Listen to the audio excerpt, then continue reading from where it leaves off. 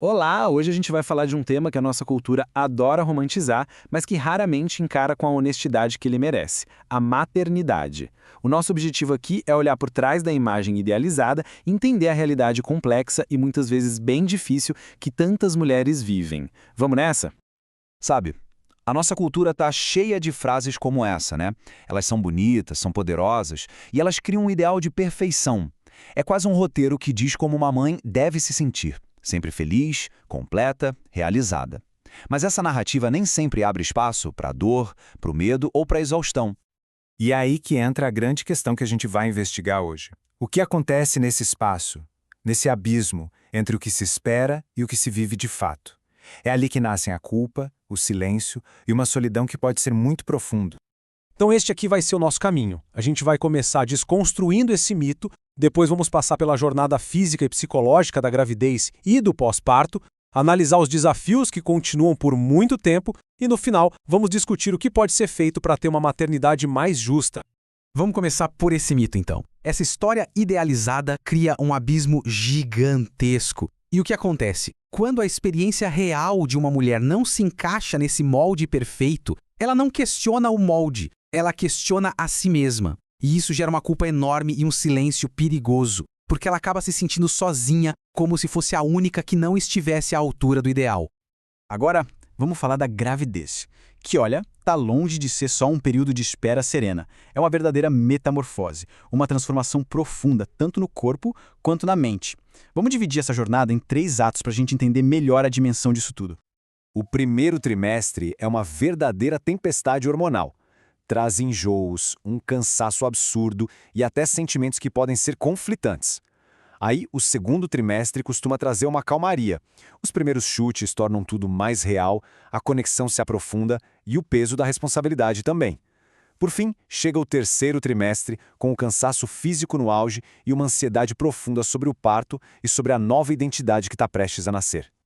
E o que é realmente importante entender aqui é que essa ansiedade do final da gravidez vai muito além do medo do parto. É uma crise existencial de verdade. É o luto por uma identidade, por uma vida que tinha outras liberdades, outros ritmos e que está chegando ao fim. É uma despedida de uma parte de si.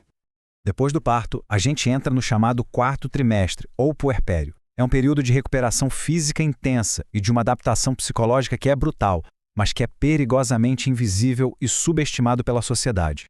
A amamentação é um exemplo perfeito desse abismo. O ideal mostra aquele ato de puro amor, instintivo, né? Mas a realidade para muitas mulheres envolve dor, mamilos rachados, dificuldades na pega e uma pressão social esmagadora para ter sucesso. Isso acaba transformando um processo biológico num teste de capacidade moral. E o peso dessa pressão é, assim, imenso.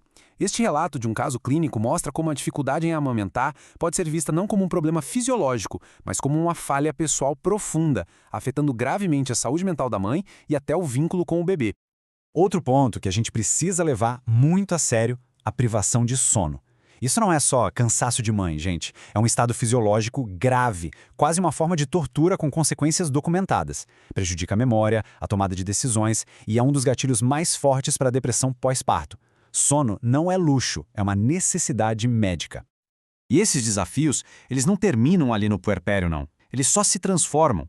A maternidade a longo prazo é definida por uma série de fardos contínuos e que na maioria das vezes são completamente invisíveis para o resto da sociedade. Aqui entra um conceito-chave, a carga mental. Não se trata de lavar a louça, mas de lembrar que o detergente está acabando e que precisa ir para a lista de compras. É o trabalho de ser a gerente da família, uma função que cai de forma desproporcional sobre as mães e que leva direto ao esgotamento. Esse fardo invisível da carga mental transborda para a vida profissional. É o que chamam de penalidade da maternidade. E não é uma escolha individual, é um problema estrutural.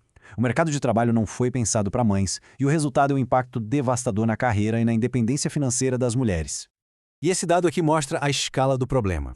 Pensa só, pouco mais da metade das mães nessa faixa de idade consegue se manter no mercado de trabalho formal. É uma perda enorme de talento e de potencial econômico. E este gráfico é ainda mais alarmante. Quase metade das mulheres está fora do mercado de trabalho 2 anos depois da licença maternidade e a maioria por demissão.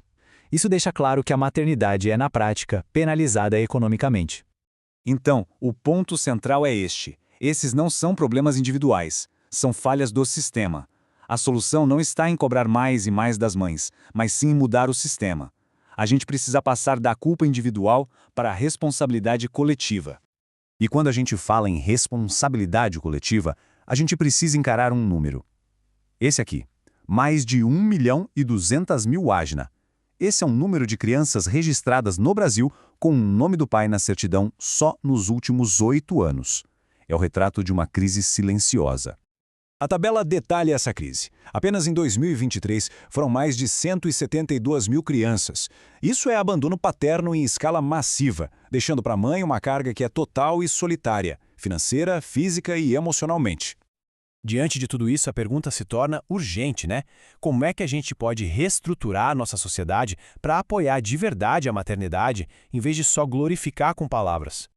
A resposta começa aqui, em entender o que é uma verdadeira rede de apoio. E olha, essa distinção é vital, talvez a mais importante de todas. O pai ou o parceiro não é ajuda, não é apoio. Ele é coparental, ele tem 50% da responsabilidade.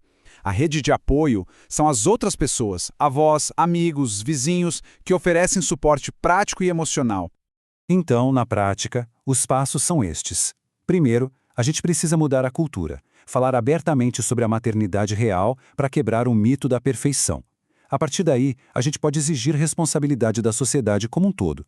E, finalmente, isso tem que se transformar em políticas públicas concretas, creches acessíveis para todo mundo, licença parental igualitária e suporte real à saúde mental. Encarar essa verdade toda não é nada confortável. Mas talvez a tarefa mais urgente não seja só reconhecer o quão difícil a maternidade pode ser, mas sim começar a construir coletivamente uma sociedade que seja digna da força das mulheres que a vivenciam.